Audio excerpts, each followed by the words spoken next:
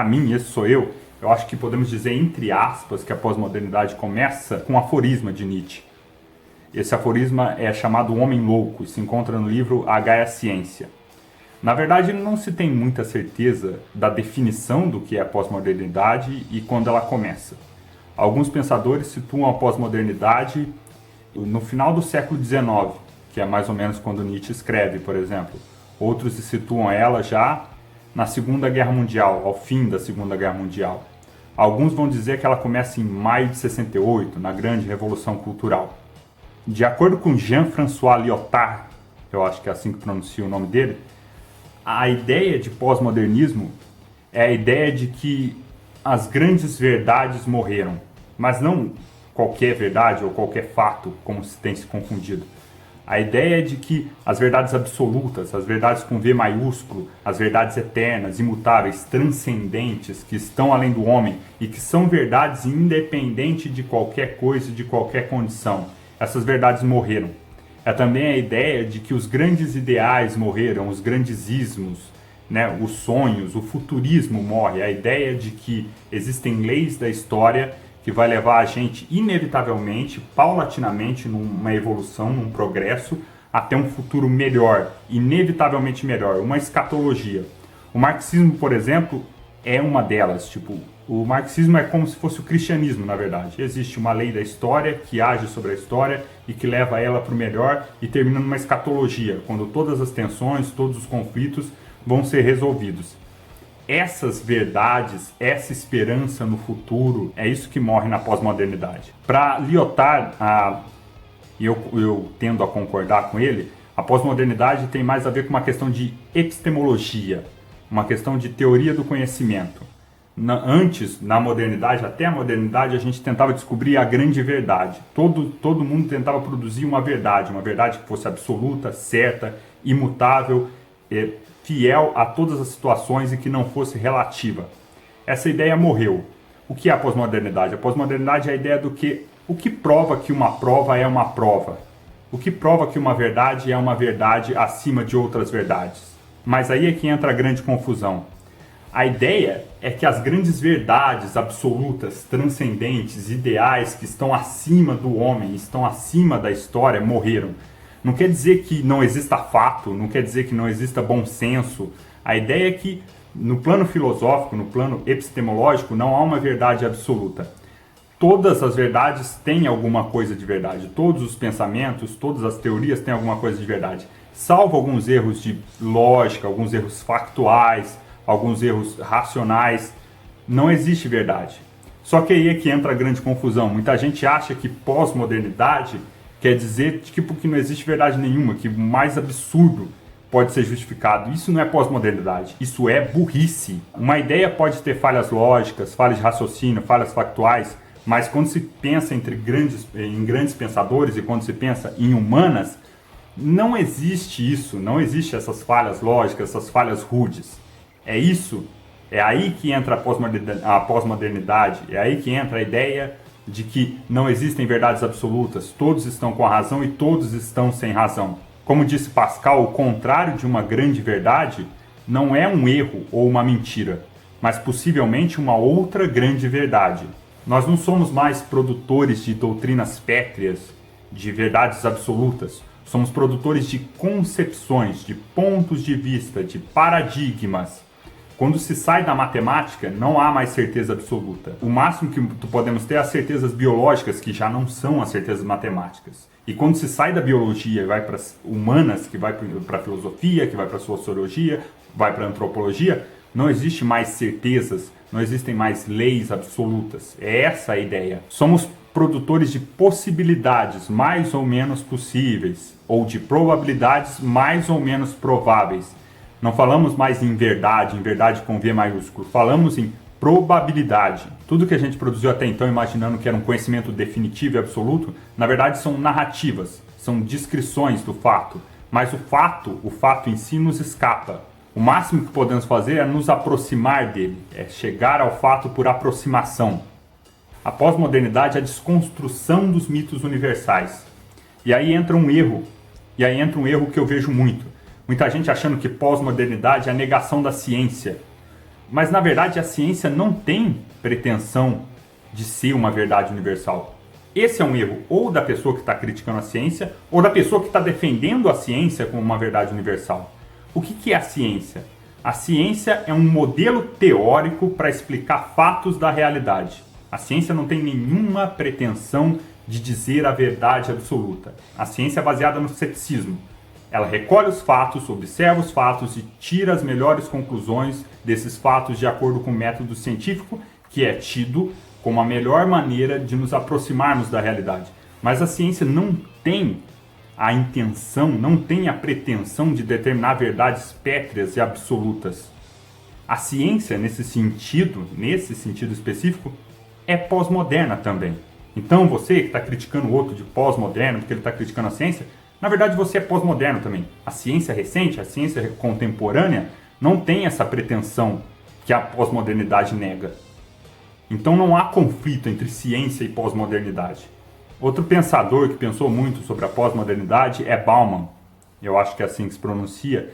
Ele cita Ralph Waldo Emerson, que diz que a pós-modernidade é como se estivesse correndo sobre uma camada de gelo fino.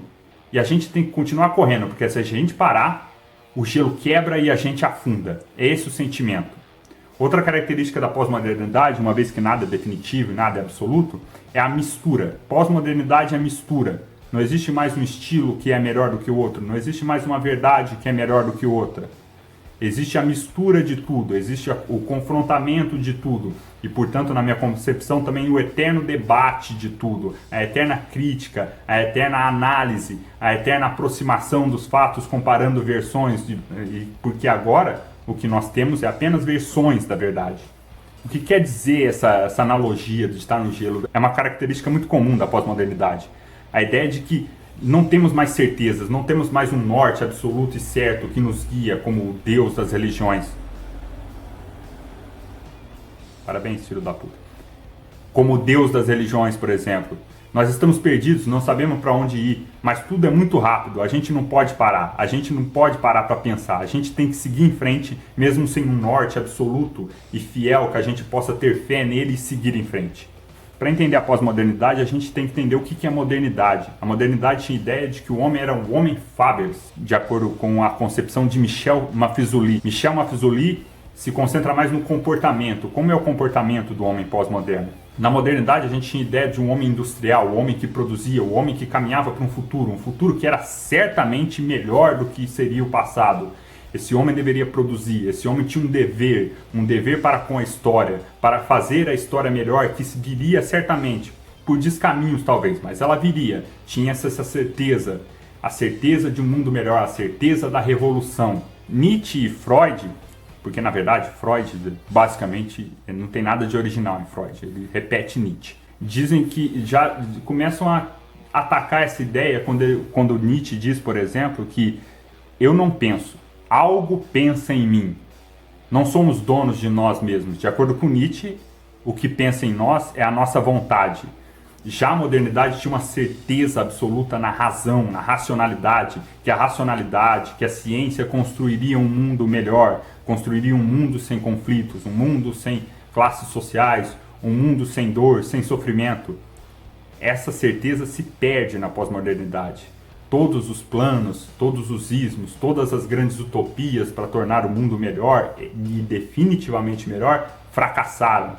Surge a frustração com isso. E muitas vezes o niilismo, mas é importante não confundir. Não necessariamente pós-modernidade é niilismo.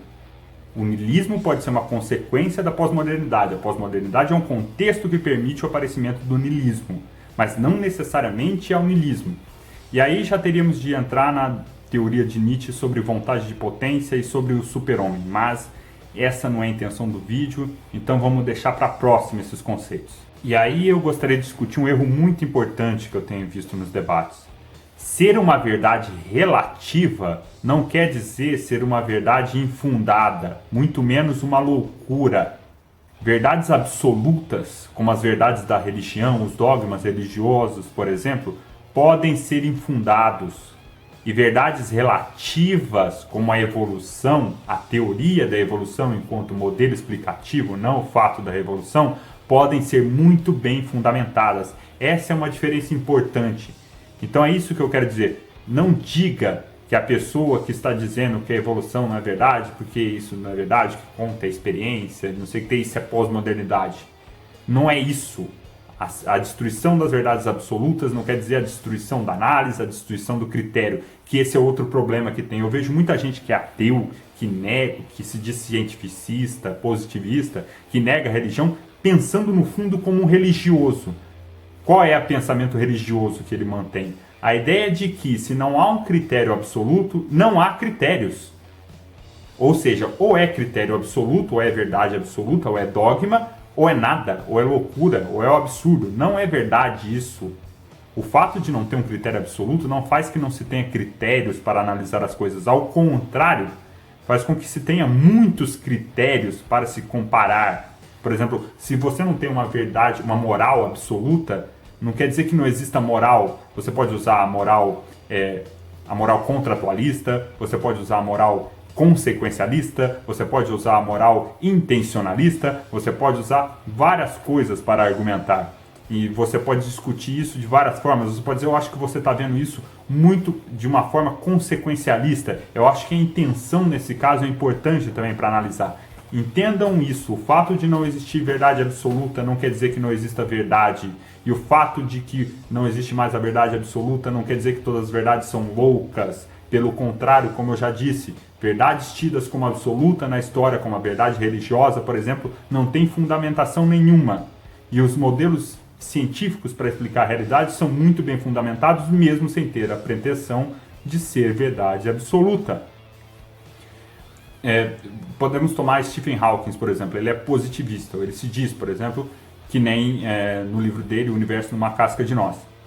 O que é o positivismo? Eu não vou definir exatamente aqui, você vai no Google e pesquisa. O positivismo não afirma uma verdade absoluta. A ideia do Big Bang é o quê? Ele é um modelo explicativo para explicar os fatos observados. Ele não é uma verdade absoluta. Ele pode mudar? Ele pode mudar. Quando? Quando novas evidências chegarem e fizerem a gente ter uma compreensão melhor, o modelo muda, a ciência muda todo o tempo. O que não significa também, para não dar argumento para religioso, que isso significa que ele que ele não tenha validade. Tipo assim, não, se tem um erro nessa teoria e ela pode mudar em algum grau, então quer dizer que Deus criou tudo do nada, ex nihilo. Não é assim. É justamente esse o problema que eu tenho visto na discussão. Entendeu? Se uma coisa é relativa, se ela depende das circunstâncias, se ela depende das evidências novas que apareçam, se ela depende do ponto de vista que se observa, se ela depende do modelo explicativo que se constrói em cima da observação daquele fato, não quer dizer que aquilo não tenha fundamentos, não tenha racionalidade, não se possa discutir aquilo, não se possa escolher o que é mais racional, o que é mais adequado. Quer dizer o contrário, justamente, que você tem N modelos, você tem N estratégias, você tem N critérios para buscar aquilo que parece ser o mais adequado, que parece ser a melhor aproximação da verdade. Mas pós-modernidade é isso, a ideia de que tudo que podemos fazer é ter a melhor aproximação da verdade, não a verdade absoluta, não os deuses que Nietzsche diz que estão mortos, os ideais, as verdades que são verdades acima do homem, estão acima da vida e são independentes dos fatos da vida. O criacionismo, por exemplo, é uma verdade absoluta e não tem nenhum fundamento. A evolução, enquanto teoria, enquanto modelo explicativo, é uma verdade relativa e é totalmente fundamentada. Sobre o positivismo que eu disse, por exemplo, sem querer me alongar muito nisso. O que ele diz? Uma verdade é verdade porque funciona, e só é verdade enquanto funciona. Se um outro modelo explicativo, baseado nos mesmos fatos, no mesmo conjunto de evidências, explicar melhor esses fatos e essas evidências, então ele é verdade. Dessa forma, a ciência contemporânea não está em desacordo com a pós-modernidade. De certa forma, ela é pós-moderna. No século XIX foi diferente. Surgiu, por exemplo, o darwinismo social. E eu sei, você vai me dizer, o darwinismo social é um erro de interpretação? Sim, ele é. Mas não é isso que eu quero dizer aqui. O que eu quero dizer é que tinha pessoas que achavam que de dados da biologia você poderia inferir tudo, poderia fazer de observações da biologia axiomas, deuses, verdades absolutas e expandir isso para qualquer área como um dogma a ser seguido. É isso que morre na pós-modernidade. E a pós-modernidade não é a anticiência. Quem é anticiência é burro mesmo. Não é pós-moderno. Saca? Tipo, não critique a pós-modernidade. É que eu vou bancar o advogado do diabo. Eu vou fazer uma defesa da pós-modernidade. A pós-modernidade não é algo ruim nem bom. O que, aliás, é uma afirmação bem pós-moderna. Ela tem seus defeitos, suas qualidades, mas a questão é que estão pintando um diabo muito mais feio do que ele é. Estão fazendo da pós-modernidade um monstro sem saber exatamente o que é pós-modernidade. Eu não sou aqui um especialista no assunto, li pouca coisa, pesquisei porque é um assunto que eu acho bastante interessante, mas eu vejo que já está caminhando para o lugar errado a discussão. A discussão está caminhando para o lugar errado. A ideia de que pós-moderno é uma pessoa que nega tudo. Não confunda ceticismo com cinismo. E não confunda pós-modernidade com cinismo e com burrice. São coisas muito diferentes. A pós-modernidade é o fim dos deuses. É o fim das regras absolutas que operam acima dos homens. É o fim do dever ser. Do dever ser desse jeito e não desse outro, apenas desse jeito. O fim do tu deves, como define Nietzsche. É o fim da uniformidade, da universalidade também. Cada um escolhe seu caminho e não precisa ser igual ao caminho do outro. Então surge também a ideia de diversidade, de afirmação da diversidade, de polissemia, de diferentes significados que convivem juntos. O medo da pós-modernidade é o medo da liberdade. Porque, como diz, por exemplo, Sartre, eu acho que é assim que pronuncia o nome dele também, a liberdade é terrível, porque ela te deixa diante do nada. Mas eu não vou entrar nisso aqui, provavelmente eu vou fazer um vídeo sobre isso ainda. Essa pós-modernidade tão terrível nos deixou livres de verdades absolutas e eternas. Mas com isso, ao mesmo tempo, ela nos tira o solo, aquele solo firme que a gente tinha sobre nossos pés. Tudo é fluido, tudo é fruição, como diz Bauman, ele chama de modernidade líquida. Tudo se esvazia na mão. Se você tenta pegar uma coisa na mão, ela escorre. Nada mais é sólido. A modernidade era sólida. A modernidade acreditava no futuro. A modernidade acreditava na razão como resolvedora de todos os problemas. A pós-modernidade não. É isso que morre na pós-modernidade. Mas não morre o bom senso. Não morre a sanidade. Tem um provérbio irlandês que eu acho que define muito bem o que eu acho que é pós-modernidade. Essa briga aí é particular ou qualquer um pode entrar? Bom, galera, esse foi o Descrenteando de hoje. Se você curtiu o vídeo, dá um joinha aí no vídeo, se inscreve no canal, porque toda semana eu tô postando vídeo aí. Dá uma força aí pra galera, compartilha nas redes sociais e até semana que vem.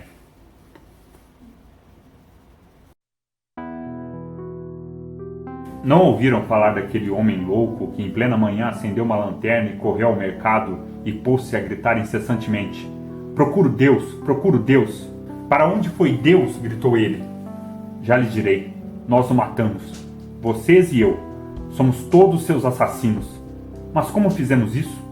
Como conseguimos beber inteiramente o mar? Quem nos deu a esponja para apagar o horizonte? Que fizemos nós ao desatar a terra do sol? Para onde se move ela agora? Para onde nos movemos nós?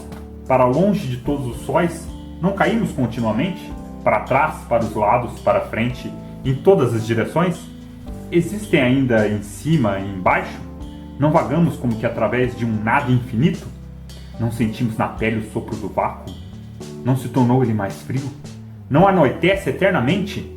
Não temos que acender lanternas de manhã? Não ouvimos o barulho dos coveiros a enterrar Deus? Não sentimos o cheiro da putrefação divina? Também os deuses apodrecem. Deus está morto.